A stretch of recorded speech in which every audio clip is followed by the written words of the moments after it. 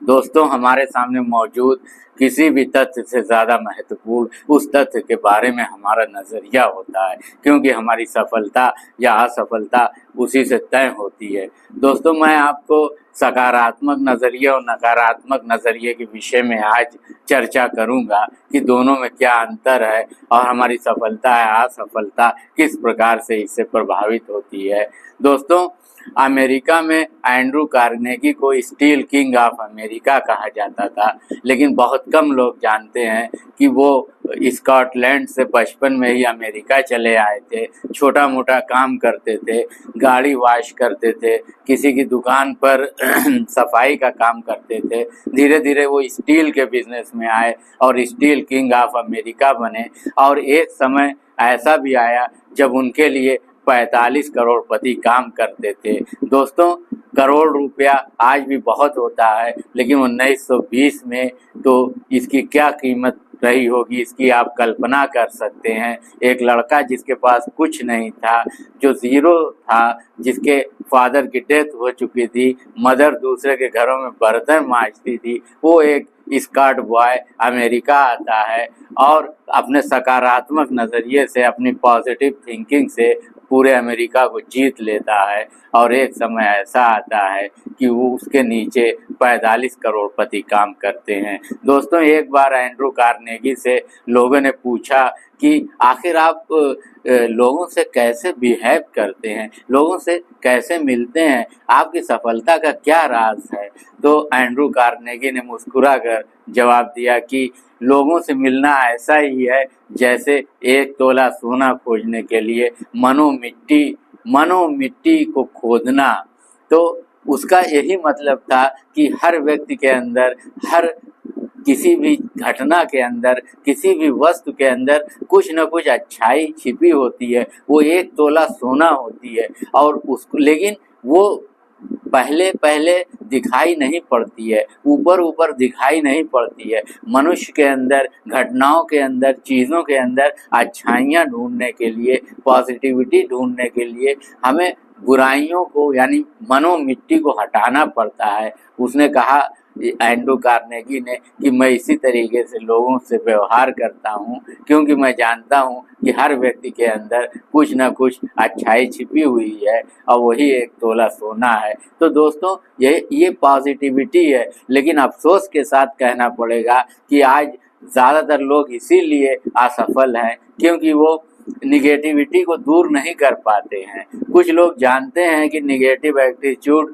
सफलता के रास्ते में रुकावट है, और कुछ लोग नहीं जानते हैं, लेकिन जाने अनजाने दोनों प्रकार के लोग निगेटिव एटीट्यूड, नकारात्मक सोच का शिकार रहते हैं और उसी से वो असफल हो जाते हैं। मैं आपको एक छोटी सी घटना बता रहा हूँ कि एक बार फुलटन ने स्टीम बोट का जब आविष्कार किया तो हडसन नदी के सामने उसका प्रदर्शन किया। बहुत बड़ी भीड़ जमा थी हडसन नदी किनारे स्टीम बोट का प्रदर्शन देखने के लिए।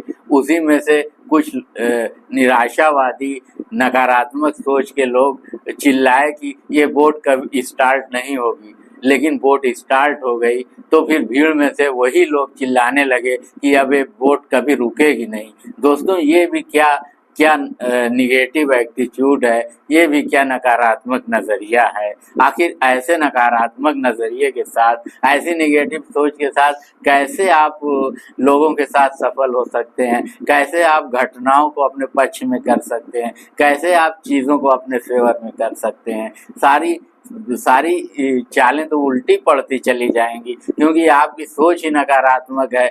आप हर किसी की निंदा करते हैं, हर बात में चांद में भी दाग देख लेते हैं, आप हर चीज़ को में अंधेरा देख लेते हैं।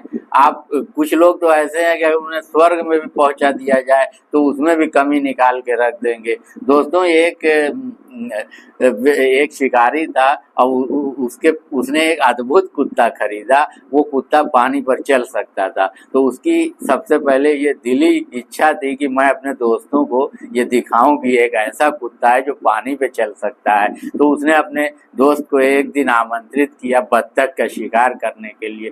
बत्तखें नदी पे तैर रही थी और उसने धड़ाधड़ फायर किया और 3-4 बत्तखें का शिकार हो गया। उसके बाद उसने अपने कुत्ते को आदेश दिया, कुत्ता गया पानी पे दौड़ता हुआ बत्तखों को ले आया। तो उस शिकारी ने अपने दोस्त की तरफ देखा और उससे कहा कि तुमने कुछ खास बात देखी कुत्ते में? तो उसका दोस्त चुप रहा।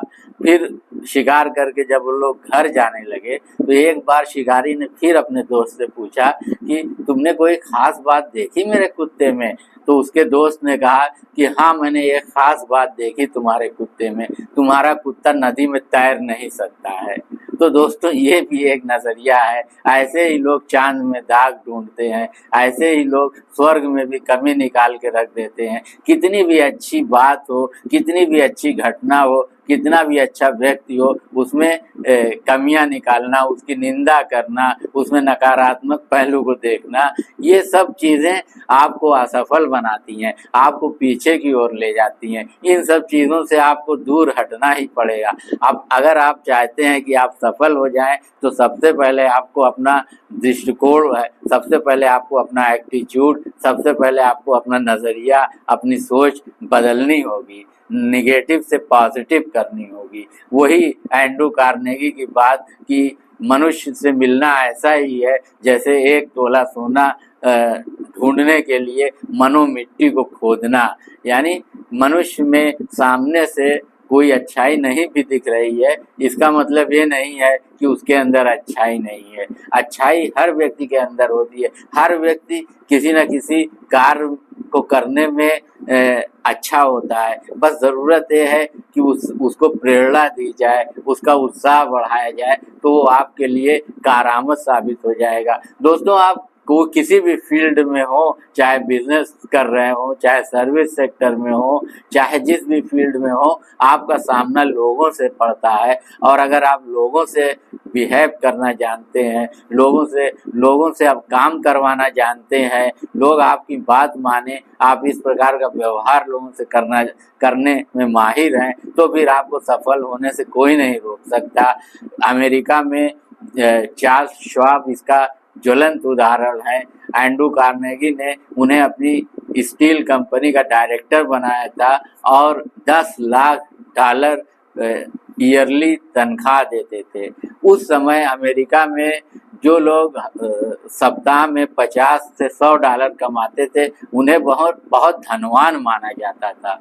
उस समय अमेरिका में 1920 में जो लोग $50 से $100 सप्ताह में कमाते थे, उन्हें बहुत धनवान माना जाता था। लेकिन चार्ल्स श्वाब को $10 लाख सालाना तनख्वाह मिलती थी, यानी $3,000 से ज़्यादा प्रतिदिन मिलता था।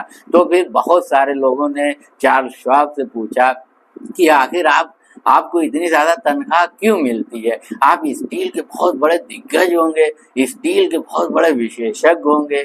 तो चार्ल्स श्वाब ने हंस कर कहा कि मैं स्टील के बारे में ज़्यादा नहीं जानता, मेरे कुछ कर्मचारी ऐसे हैं जो मुझसे ज़्यादा स्टील के बारे में जानते हैं। मैं लोगों के बारे में जानता हूँ, मैं लोगों का उत्साह बढ़ाता हूँ, और उत्साह बढ़ाने का एक ही तरीका है कि मैं लोगों की प्रशंसा करता हूँ, मैं लोगों की अच्छे कामों की सराहना करता हूँ, और अगर वो जाने अनजाने में कोई गलती कर देते हैं तो मैं उसको नज़रअंदाज कर देता हूँ और उनको डांटने फटकारने में या उनकी गलती बताने में कंजूसी कर जाता हूँ। बस यही मेरी सफलता का राज है, यही मेरी $10 लाख सालाना तनख्वाह का राज है, और कुछ भी नहीं। तो दोस्तों, ये एंड्रू कार्नेगी ने तो अपनी कब्र के पत्थर पर भी अपने लोगों की तारीफ की थी।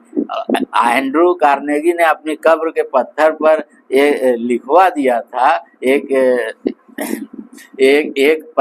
स्मरण लिखवा दिया था कि यहाँ वो व्यक्ति सोया पड़ा हुआ है जिसे अपने से चतुर लोगों को अपने इर्द गिर्द इकट्ठा करने की कला मालूम थी। यहाँ वो व्यक्ति सोया पड़ा है जिसे अपने से चतुर लोगों को अपने इर्द गिर्द इकट्ठा करने की कला मालूम थी।